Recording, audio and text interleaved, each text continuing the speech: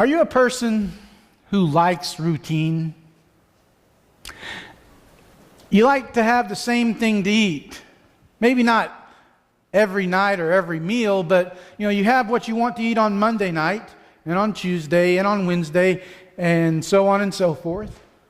And if Sunday afternoon you're used to having fried chicken on Sunday afternoon for lunch, and somebody invites you over to their house and they serve you pork roast, you're like, oh man, and it messes up your whole week. Yeah, that happens, doesn't it? But how do you feel about routine? Are you one who likes routine like that? And maybe even in your job, you have set things that you do on Monday and then on Tuesday and so on and so forth. Do you get uncomfortable if something breaks that routine? If you were to look at the healings that Jesus performs in the Gospels, you might see a routine develop. So what happens is somebody comes to Jesus who is sick or has some sort of an ailment, or maybe it's not necessarily them who comes to Jesus, but maybe one of their representatives, or something of that nature, or maybe they don't come on their own, but they are brought to Jesus by others.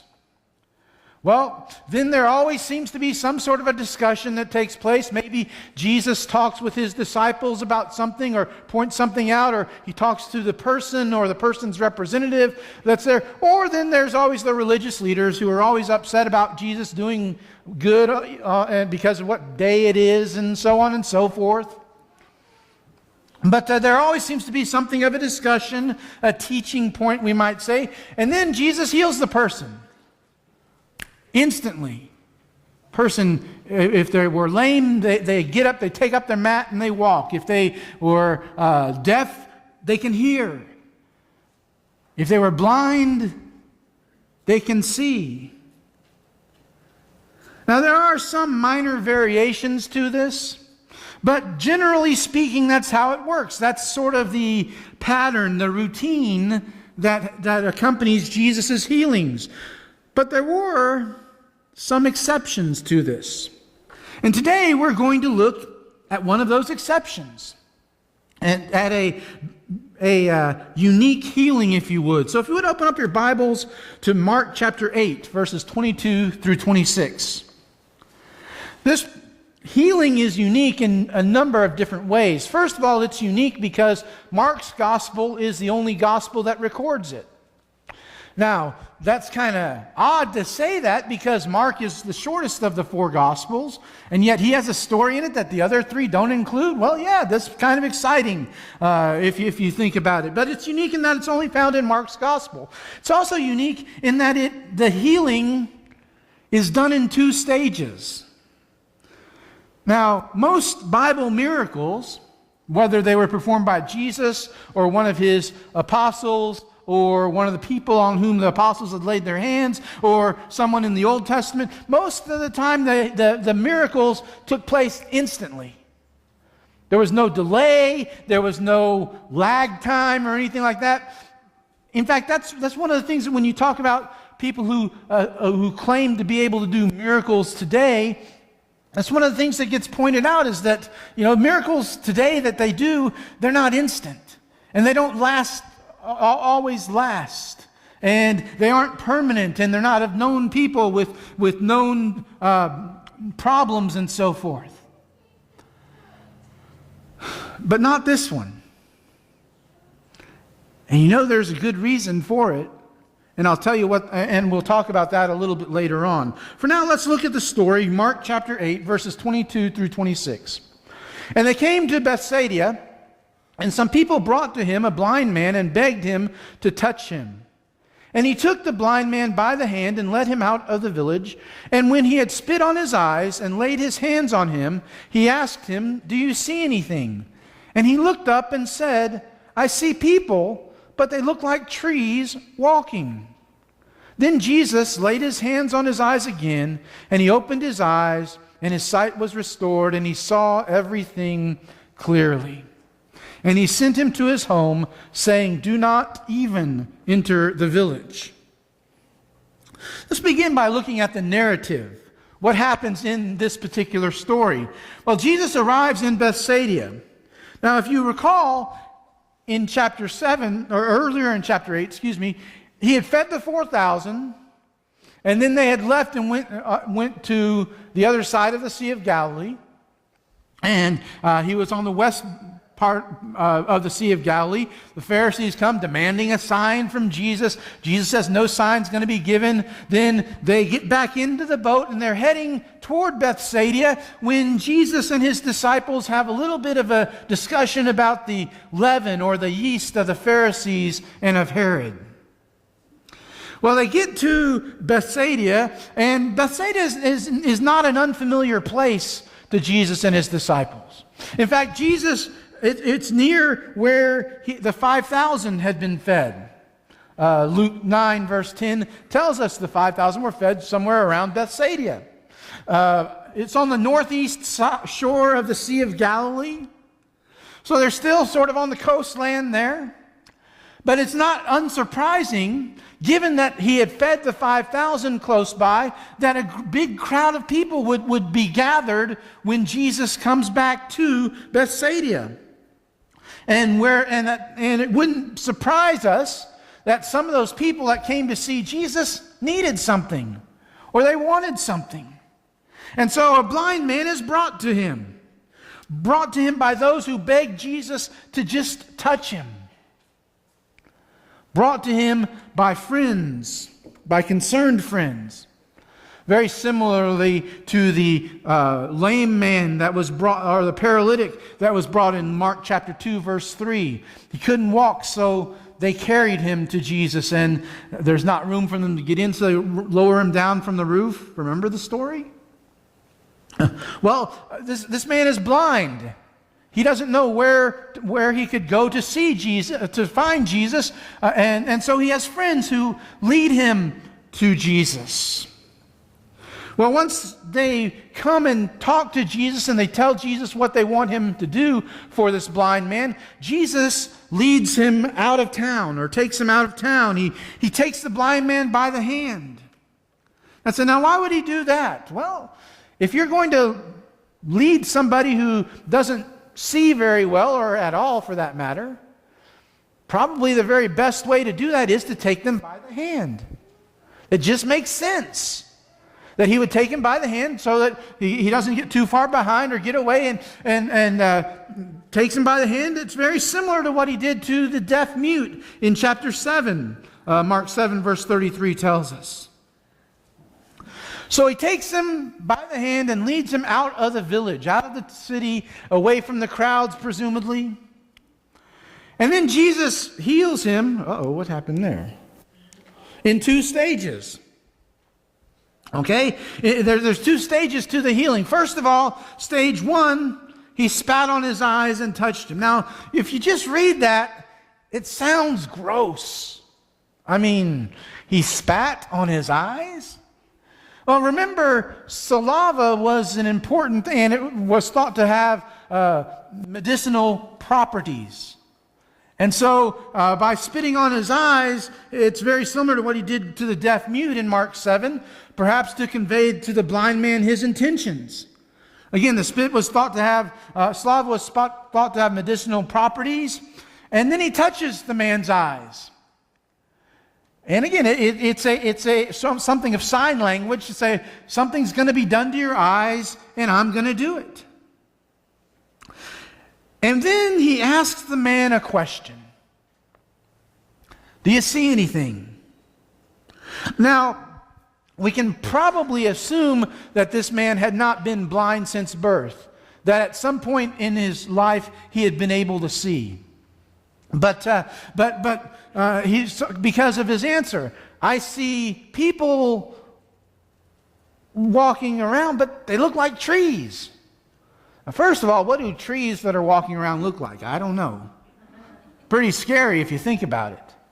But he saw people, and maybe that's why he knew there were people, but they weren't real clear to him because of for whatever reason.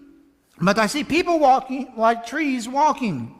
And that's where stage 2 happens. He puts his hands back on his eyes, And some versions say that he asked the man or made the man to look up. Some more symbolism there maybe to let him know, this is a blessing that is coming to you from above, from heaven. And once Jesus does that, when he removes his hands, his sight is completely restored and he saw everyone and everything clearly. Then following the healing, Jesus sends him away with an admonition. He sends him to his home, not into the town, not into the village. He said, in fact, he says, do not even enter the village. Now, a lot of people assume that by that he didn't want him to tell anybody, like he makes similar admonitions earlier after a healing, telling people not to tell anyone what had happened and so forth, kind of like they could possibly keep it a secret. But or maybe it's a lot like the healing in Mark chapter 5, verse 19, where he heals Legion. And Legion wants to go with Jesus and wants to be with Jesus. And Jesus says, no, I want you to go to your family and tell them what the Lord has done for you. Maybe that's what he's doing here. He's saying, I want you to tell your family first. Show them that you can see now and let them know how much I've done for you here. Well, with the account of this rather unusual miracle fresh on our minds, let me share with you some observations. First observation, we really don't know why Jesus did it this way. Okay?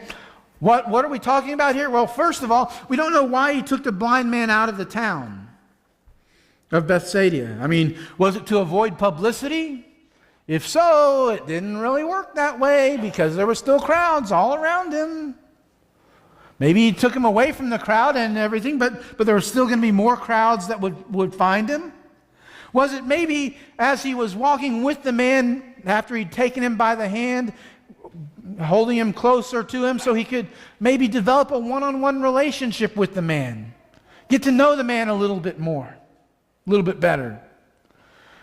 Did he take him out of the town because it was the town of Bethsaida? And Bethsaida had already been judged. Matthew 11, 21 and 22, Jesus pronounces a series of woes on some of the cities that he had been in, and Bethsaida is one of them, where he had performed miracles, but the people had not repented. Maybe that was why he took him out of the city. We really don't know why he did that. Just we know that he did. We really don't know why the man didn't receive perfect sight immediately. We don't know what was happening. Was it a power failure on Jesus' part and he had to tap into the reserve power or something and then try again? And it was, no, I doubt that very seriously. That would be totally out of character for Jesus. Was it maybe it was the man's faith wasn't quite great enough? I mean, that's what people today who claim to be able to do miracles will tell you. If they try to heal somebody and that person is not healed, well, it's because the person didn't have enough faith. That's why. That's their failure insurance, you might say. I don't think so. I don't think that the spiritual condition of the man himself had any bearing at all. I mean, it never does anywhere else in the Bible. Was it to illustrate the slow process of progress of the disciples' faith? Remember Mark 8, verse 18, where Jesus says, having eyes, do you not see? And having ears, do you not hear? And do you not remember? Remember, they're on the boat going to Bethsaida. And Jesus has said, beware of the leaven of the Pharisees and of Herod. And they think he's talking about bread. And he says, guys, don't you get it? Don't you understand? I'm not talking about bread. Talking about that, and he says, don't you understand yet? In fact, I would suggest to you that it was a quote-unquote living parable, if you will, of the disciples' faith journey. See, in Mark 8, 27 through 29, that, by the way, is a passage we'll be covering next week in our lesson, Peter's confession of Christ. He asks, who do people say that I am? And they say, all these great people. And then Jesus says, well, who do you say I am? And Peter says, you are the Christ. And at that moment, the disciples' eyes are somewhat opened. They can see, but not quite clearly. They're not going to be able to see clearly until after his death, burial, and resurrection. But they're beginning to get it. They're beginning to understand what's happening. Now, is that what happened? Honestly, I don't know. Any explanation is speculation at best. Now, this is just one of those things we got to put on our list when we get there. We need to ask him about, right? I mean, there's a long list of that stuff, right? So anyway, we don't know why Jesus took him out of the town. We don't know why it happened in stages. We just know that it did happen in stages. We just know that he did take him out of the town. Also, the Lord doesn't always do things the same way.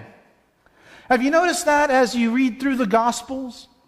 He doesn't always do things the same way. I mean, Jesus healed at least 8 blind men.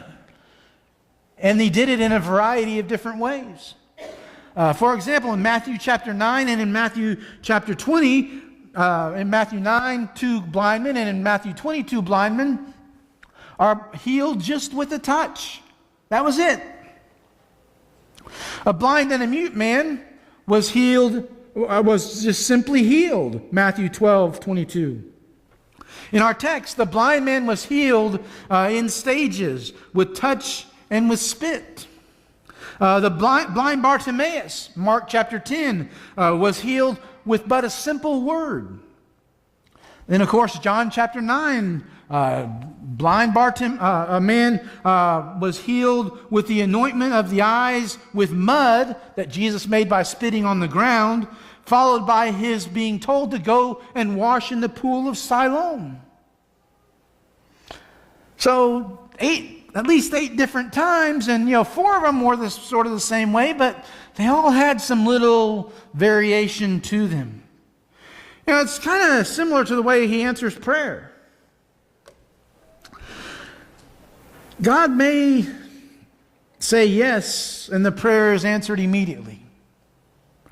God may say yes, but wait a while. God may say yes, but answer in a way that we don't expect.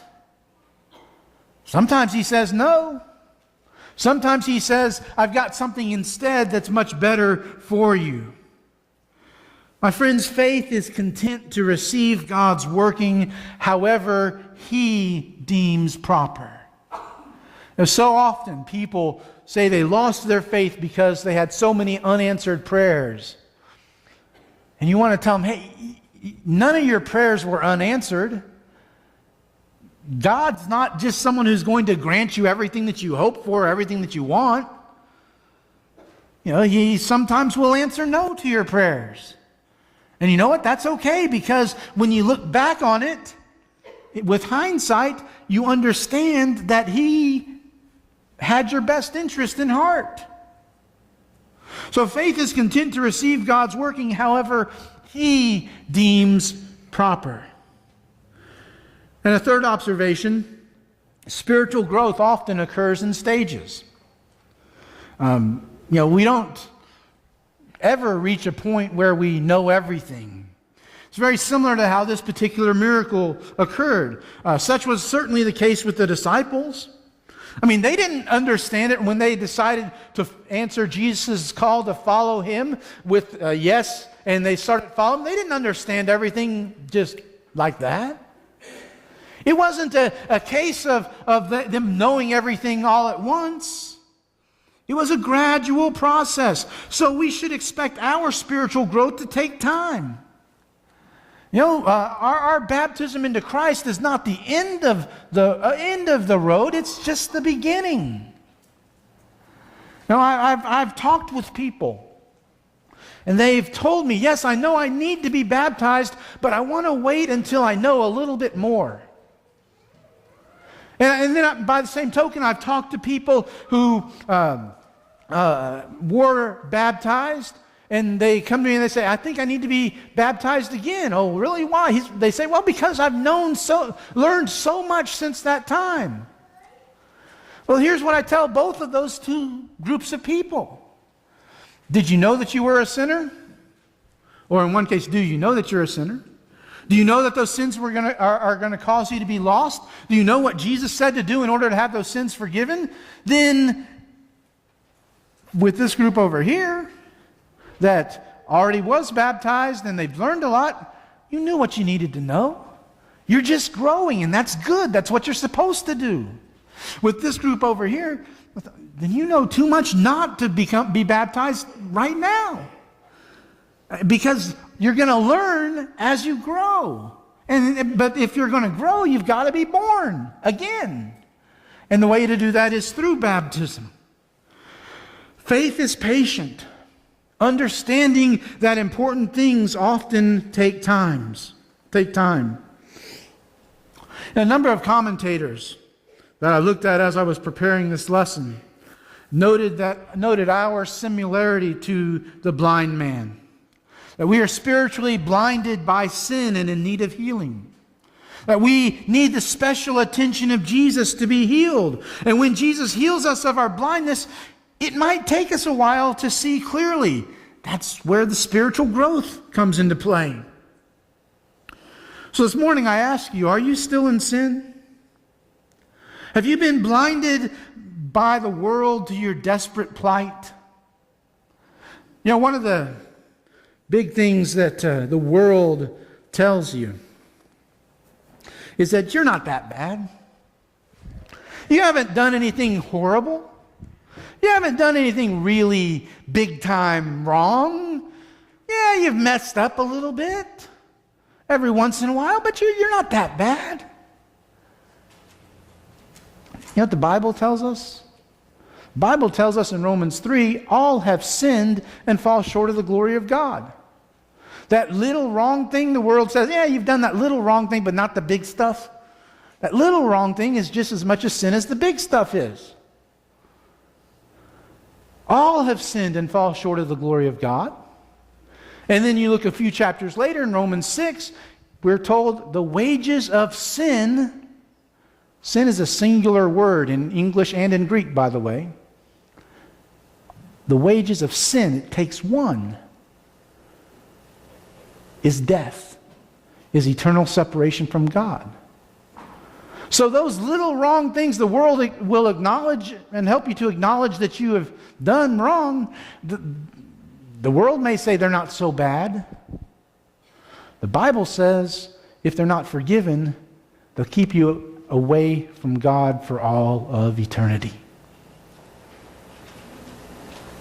Who are you going to believe, the world or God? The world or the Bible? See, you may not know everything right now, but that shouldn't stop you from committing your life to Jesus. It's the beginning of a new year. A lot of talk about how we can make resolutions and everything. Why not make a resolution that you're going to live for God, for Christ this year? And if you make that resolution, why not start today?